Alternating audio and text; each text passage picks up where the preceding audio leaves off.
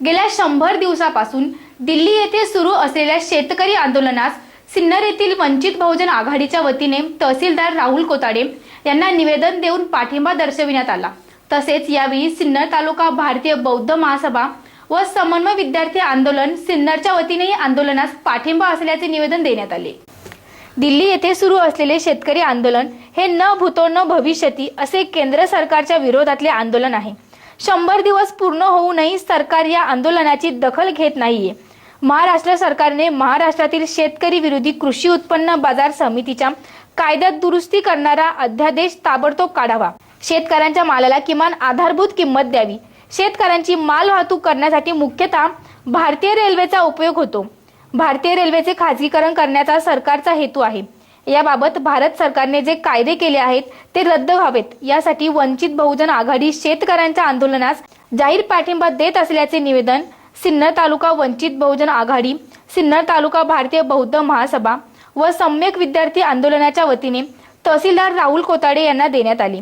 या प्रसंगी भारतीय रिपब्लिकन पक्षाचे बहुजन आघाडीचे तालुका अध्यक्ष प्रवीण जाधव, महासचिव विजय मोरे, मार्गदर्शक मधुकर जाधव आदींसह कार्यकर्ते व पदाधिकारी उपस्थित होते। एससीएन न्यूज साठी अक्षय गायकवाड। खाली जे दिल्लीला जे आंदोलन चालू आहे त्या आंदोलनाला आम्ही सर्वांनी महाराष्ट्रातून सर्व बाळासाहेबांच्या नेतृत्वाखाली पूर्णपणे पाठिंबा दिलेला आहे आणि हा जो काळा कायदा जो काही रद्द करावा अशी आमची मागणी आहे बाळासाहेब आंबेडकरांच्या नेतृत्वाखाली।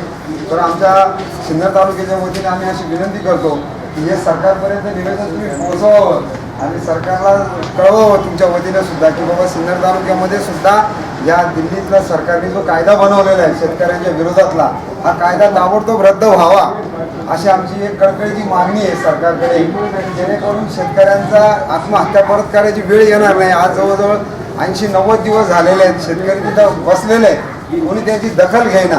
कितीतरी शेतकऱ्यांच्या तिथं मरून गेले शेतकरी थंडी वारे उन्हाळ्या पावसामध्ये। तर शक्यतो लवकरात लवकर ह्या सरकारकडे तुम्ही आमच्या निवेदनाद्वारे बाळासाहेब आंबेडकरांच्या नेतृत्वाखाली या शिष्टमंडळाने तुम्हाला निवेदन दिलेले ते लवकरात लवकर मुख्यमंत्र्यांकडे पोहोचवावं आणि ते दिल्लीला जाऊन तो कायदा रद्द करावा, त्याच्यापेक्षा पर्याय नाही आहे। म्हणून आम्ही तुम्हाला ही विनंती करतोय आणि तुम्ही ती विनंती आमची सरकारपर्यंत पोहोचवाल अशी विनंती करतो। इथं थांबतो।